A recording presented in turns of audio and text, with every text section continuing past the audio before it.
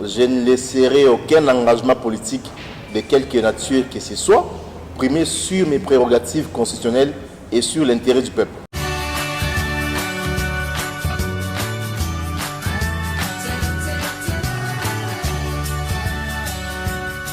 Shadracom TV.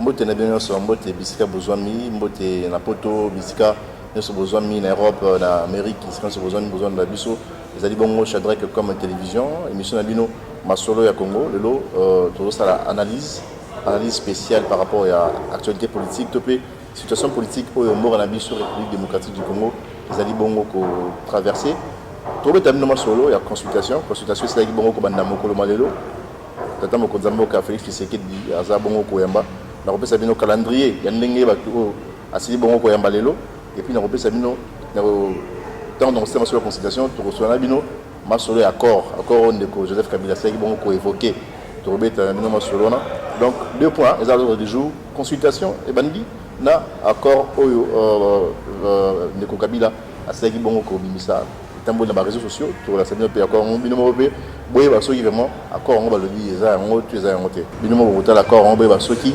eza ngo to eza ngo te bumona ki accord ngo dans un style soki les terres au même langage azo brandi bino accord na botala bota essayer ko mi cache bumona que ba ko mi cache na C na A na S na H donc H wana C na H wana ningo ba changement c'est que changement plutôt comme on le roi changement au lieu de commander C na H to commander S na H déjà pour un document où il y a le roi document où il y a pour réunir 2 grandes plateformes le roi la FCC na Cash je vois jamais que vous allez conçu dans le détail il y a les Mickey bongo ils ont négligé donc il y a un accord au oiseau brandi bino déjà ils ont accord moro ils ont un côté bon on a déjà la contradiction est belée entre Maloba Emmanuel Chadar Azali secrétaire permanent à PPRD à Lobaki il y a Lobaki que Azali le seul témoin privilégié tant encore avec au Signamé mais tant on est au Kabila sangisi bande kokuna na Kingakati il y a le but que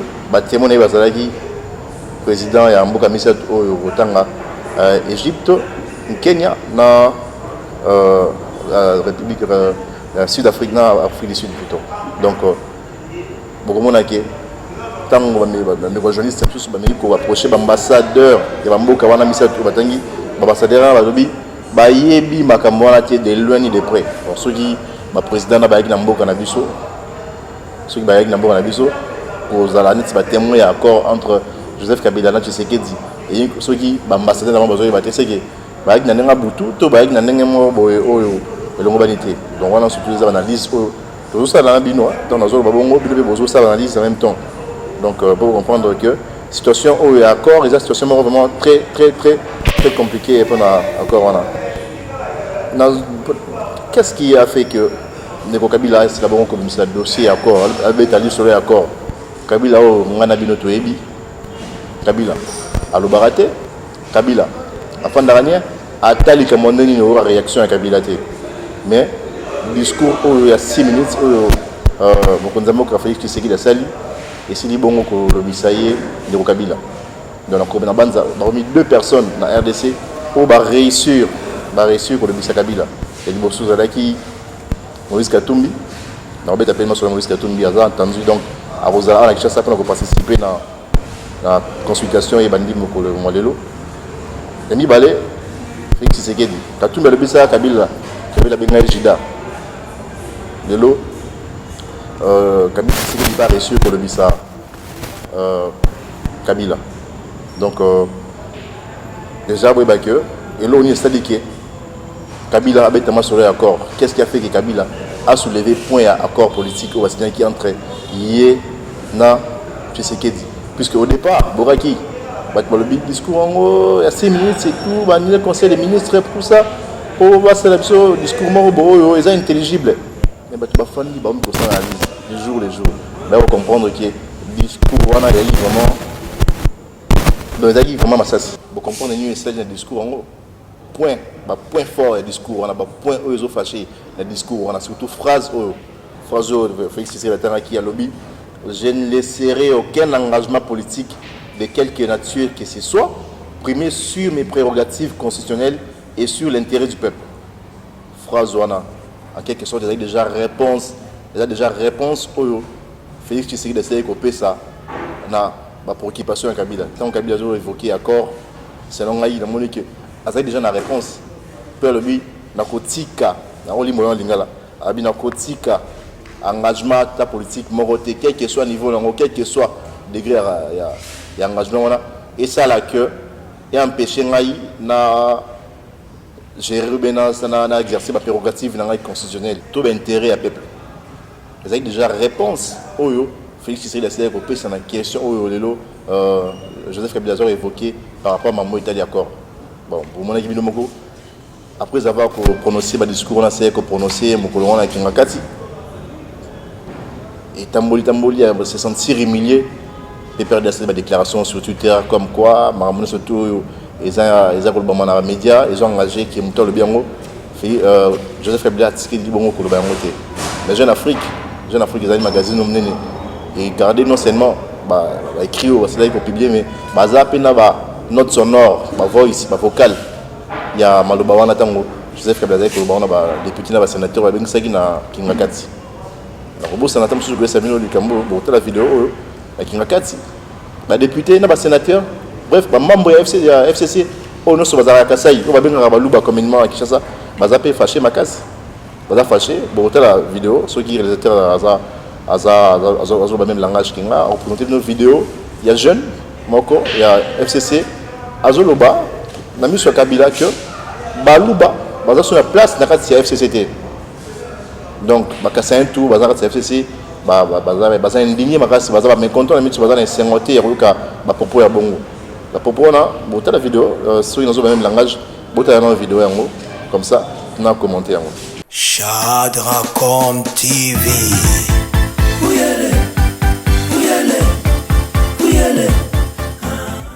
Au-delà des sacrifices que nous les jeunes, nous sommes en train de faire, il est parfois frustrant qu'on vous rappelle que vous êtes Moulouba et que ici n'est pas votre place.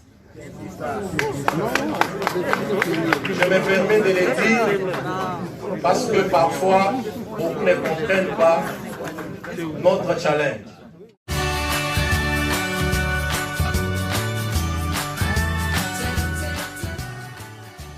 botali vidéo yango binomo bosa analyse na bande za bamsusu baza choqué ya koyoka ba propos ya boye na misu ya autorité morale ya plateforme le roi FCC ko régorger ba tribune so Moulouba Moussoïl et tout et ko régorger ba tribune so to na même un jeune se permet de retenir ba propos ya bongo nazaki pe indigné choqué na ki moko na bango nani Denis Kambai Likamba Leli à lobby FCC la tribune sous la micho baromi ko fitiger baluba baromi ko condamner baluba comme si baronde baza très très nakati ya FCC et pourtant après cet exemple il y a Ngoïka Sanji wazali mutambujimai lelo neto sur la Ngoïka Sanji azara la facilité au tambola sous na mbujimai était librement abibino bozo le baki biso baluba to za ba très très mais biso to risquer mingi toujours risqué mingi neti ndo na Ngoïka Sanji na mitu na mbujimai roko tambola te sera tambola na mbujimai pona ya pona quand ya Kabila azaleste bandrone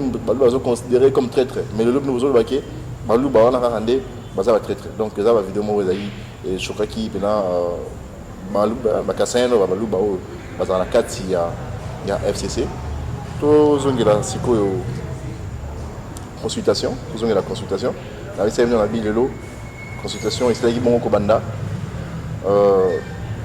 bon mona nani calendrier voilà, on a présenté ce calendrier, peut-être après ce calendrier, il y a Bamba Milelo, la bateau Bamba Milelo, bon, là, il y a cardinal Ambongo, cardinal à Kinshasa, et puis c'est vrai, il a reçu pour le lot, il y a une société civile, il fallait qu'il a reçu, mais il a reporté rendez-vous, il y a lui, alors vous avez bon reçu mon collègue LNF.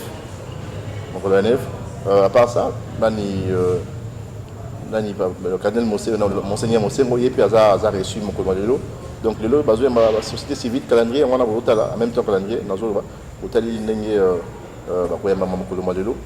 Il y a même plutôt mon collègue de l'eau. Calendrier, donc, ma consultation aussi poursuivre, et maintenant, il va demander de l'eau. Je vais renseigner le rôle aussi parce que le guide d'information sur le communication comme quoi Joseph Kabila a signé plus de 8 émissaires. Par contre, le président de la République, Félix Tshisekedi, pour nous qui ça y est, pour nous mais quand Italie consultation. Donc, on a un banc ami, il a invité sur nos consultation où on a tout vivre, soit tout vivre des scénarios, soit consultation islamique et aboutir de l'autre côté, échanger l'autre côté, soit et ça l'est mis. Mais tout le monde a la même figure, zoni sur le gouvernement, pour te mettre à chaque gouvernement, même bilongi grande et zonga. Donc parce qu'il y a besoin de titre et analyse et Kabila alingi asimba minduki. Donc ça là tentative sur pour ça là. Ndenge ya lobara asimisaki Tshisekedi du pouvoir ça doit d'accord le lobara mais lelo ebalukeli lelo azomona sur le ligne ni ça pour récupérer pouvoir wanaté.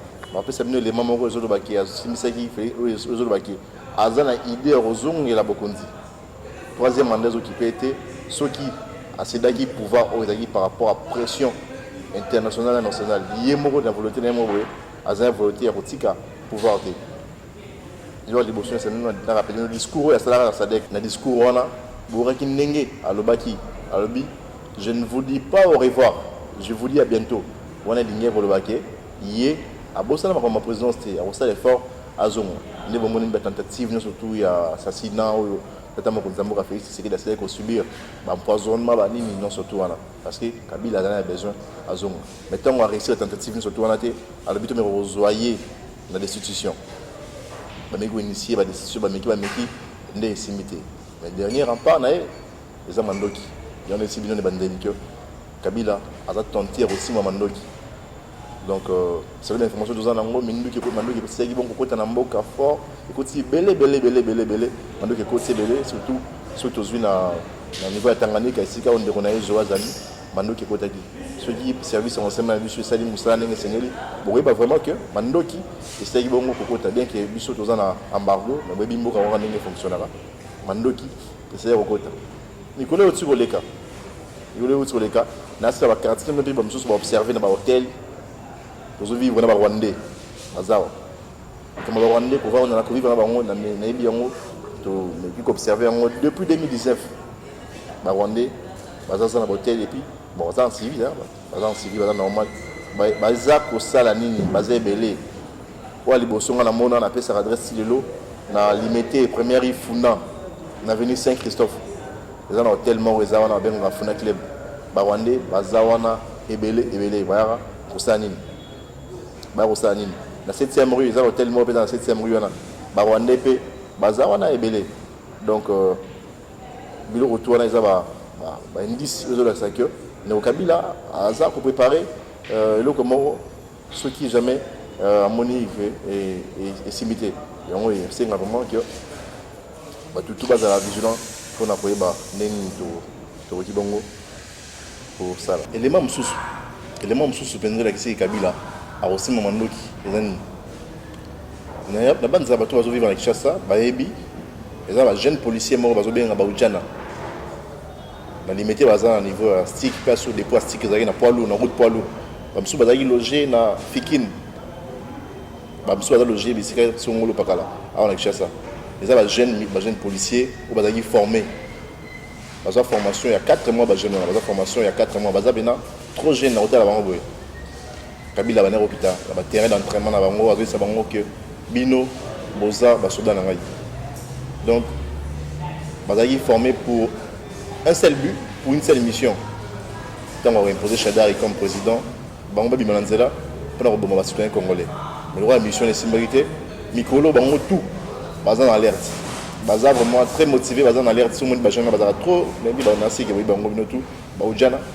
Basé mal poli, basé brutal. Babanga ramputi, ata colonel, babanga ote. À 2 ans, babanga ote. Donc Mikolo basé trop en alerte pour éviter.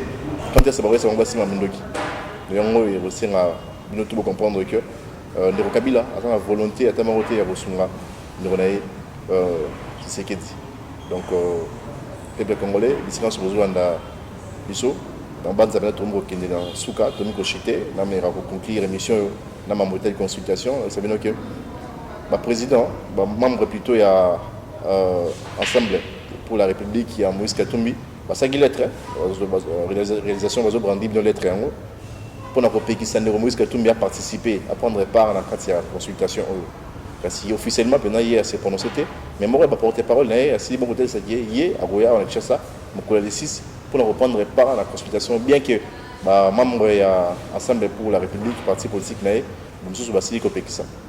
Nous sommes européens, opposant Martin Fayoulou, YP, base de l'Équité de Bosso Hotel, sur le Capon européen qui s'est participé à la consultation au président de la République, la CAI, pour lancer. Mais Yemoko, on s'est prononcé dans quelques heures dans l'Italie, participation à Topé, Toté, Nakati, Masolo et la consultation. La Banza, Komi Benza, dans Souka, il y a analyse d'Abisso et Moko Malilo, la conseil d'Abino, abonné sur la comme télévision. Vous partagez le lien, vous savez que vous abonner. Vous avez façon d'Abino à contribuer pour soutenir nos salaires aux autres salaires pour Abino. Merci, vous avez belé. Merci, vous continuez à partager, vous aimer chaîne Abino, Shadrach comme télévision. Merci et à très bientôt.